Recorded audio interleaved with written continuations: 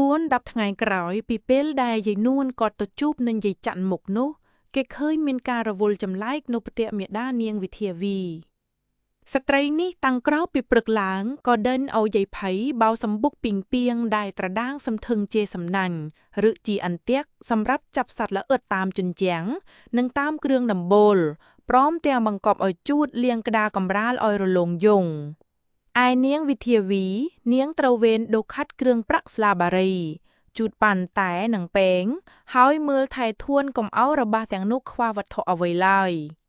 គឺរកកំបោរច្រកបំពេញអករកស្លាជ្វាស្លាចម្លិតមលូយ៉ាងស្រស់មកបំរុងហឹបហើយដាំទឹកក្តៅបញ្ចាំលើជើងច្រានដើម្បីទុកឆុងតែឲ្យទាន់តម្រូវការយុវតីនេះគិតឆ្ងល់មកមីខំចិត្តថា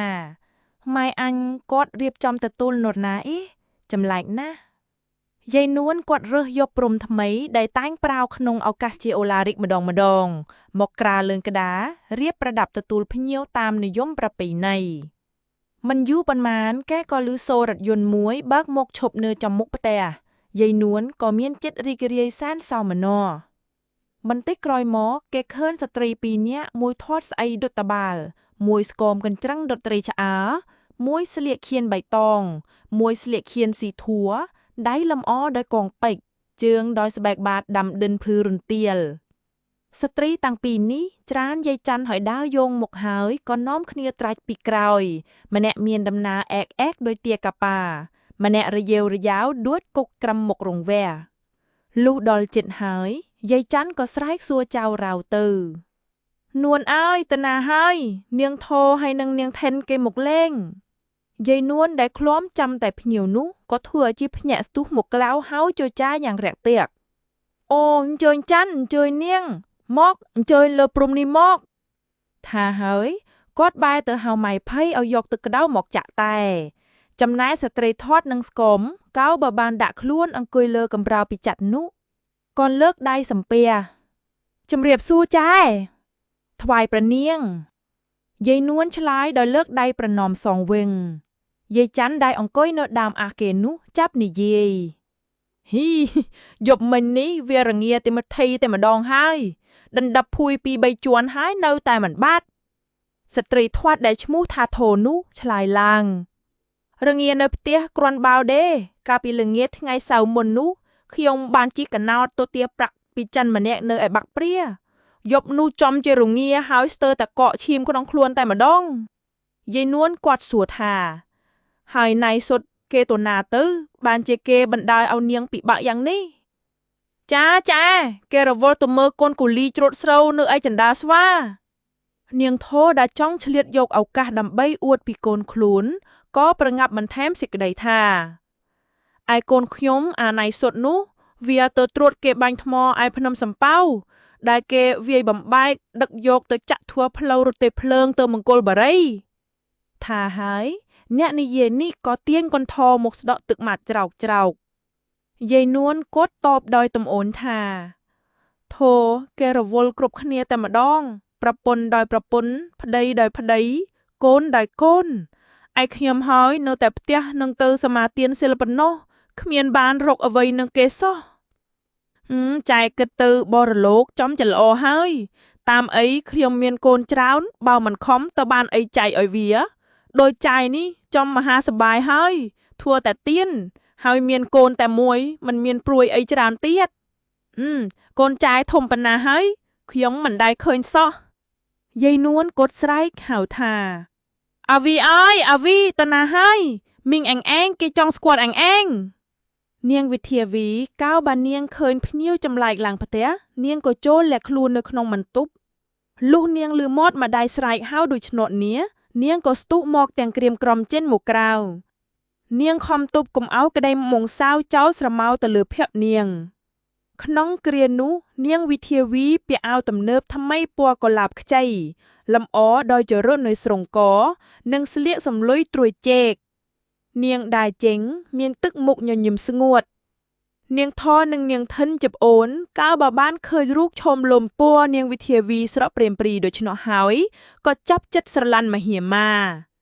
នាងធរលន់មាត់ថាហ៊ីក្មួយអញនេះល្អណាស់តើឯងអាយុប៉ុណ្ណាហើយ នាងក្រមុំក៏លើកហត្ថសំពះហើយតបថាខ្ញុំអាយុ17ឆ្នាំហើយក្មួយនេះនៅធឹងណាស់តើនាងវិធាវីក៏សេចក្តីអៀនក៏ងប់មុខចុះពុំចេញស្ដីអីយាយនួនគាត់ក៏និយាយឡើងនាងអញ្ជើញនៅពិសាបាយនឹងខ្ញុំនេះហើយចាយកុំព្រួយខ្ញុំមានការបន្ទាន់បន្តិចស្ត្រីម្ចាស់ផ្ទះឆ្វេងយន្តចិត្តនាងភ្ញៀវដែលប្រាថ្នានិយាយការកំបាំងពីមុខស្វាមីខ្លួននោះក៏ចចាទៅកាន់បុត្រីគាត់អាវីអញឯងទៅមើលកំភៃតើវាធ្វើអីបណ្ដោយវាម្នាក់ឯងមិនបានទេលុះនាងវិធាវីចិនដើរផុតទៅនោះទៅបនាងធោបែរមុខសម្លឹងទៅយាយច័ន្ទស្ត្រីនោះក៏និយាយខ្សឹបនួននាងធោនេះគេរកខ្ញុំជូនមកជាចាស់ជាទុំដើម្បីមកសុំចង់ស្ពានមេត្រីនឹងអញឯងគេចង់ដណ្ដឹងកូនអញឯងឲ្យជាគូនឹងអាសុតតើអញឯងនឹងថាដូចមិនដេចសម្ដីនេះធ្វើឲ្យទឹកជំនន់នៃសក្តីត្រេកអរឡើងតឹងដល់បំពង់កយាយនួនគាត់ខំប្រឹងស្មារតីទប់កុំឲ្យភ្លាត់មាត់ថាយកចុះហើយទៅគាត់មានវិចារដោយសម្រួលថានាងធោនាងចង់បានជាសាច់សឡោហាត់នឹងខឹមនេះជាការគាត់ប្រសើរណាស់តែកូនខ្ញុំវាខ្ចីគំនិតមិនសូវដឹងកិច្ចការរាក់ជ្រៅនៅឡើយទេមិនមែនទេចែខ្ញុំស្គាល់មនុស្សណាស់កូនចែនេះកិរិយាមារីត្រអូប្រពៃណីណាស់បើនាងថាដូច្នោះហើយខ្ញុំក៏មិនថាអីដែរតែត្រូវនាងរកគេមើលលេខចតាកូននាងនិងកូនខ្ញុំតើសមនឹងគ្នាឬទេបើលេខឆ្លើយថាល្អទៅខ្ញុំដាច់ជាលើជូននាងយាយនួនដោយភ័យក្រែងនាងធោគេទៅរកហៅណាផ្សេងគុនគូហើយនឹងមានទំនាយពុំប្រកបនាំមកជាការជំទះដល់សេចក្តីគាប់ចិត្តរបស់គាត់នោះគាត់ក៏រហ័សបន្លុយពាក្យទៅរកលោកគ្រូអានជាប្រញាប់នាងរឿងខាងមើលប្តីប្រពន្ធខ្ញុំថានៅដែនបាត់ដំបងនេះគ្មានអ្នកណាឈុតជាងលោកគ្រូអានវត្តភោគឡុងទេបើលោកថាល្អហើយមិនដែលប្រែទៅជាអពភៈបានទេនៅសុខនឹងគ្នាដល់ស្លាប់រៀងខ្លួនចាចាំខ្ញុំទៅរកលោកគ្រូអានមើលតើនាងនោះឆ្នាំអី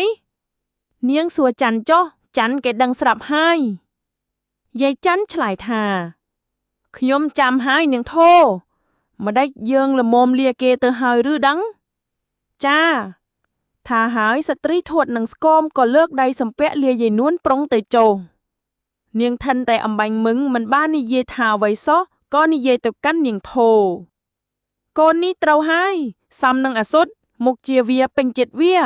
បើបានគ្នាជាប្តីប្រពន្ធទៅអាសុតលេងដើរលេងយប់ពាសវាលពាសកាលទៀតហើយមើលទៅនាងធោដែលនឹងភ័យក្រែងយាយនួនគាត់ឮសម្ដីនេះនាំឲ្យខូចការផ្សេងនោះក៏និយាយបន្ទប់កាំងក្តាន់មេគុណធិនកុំនិយាយយ៉ាងនេះហង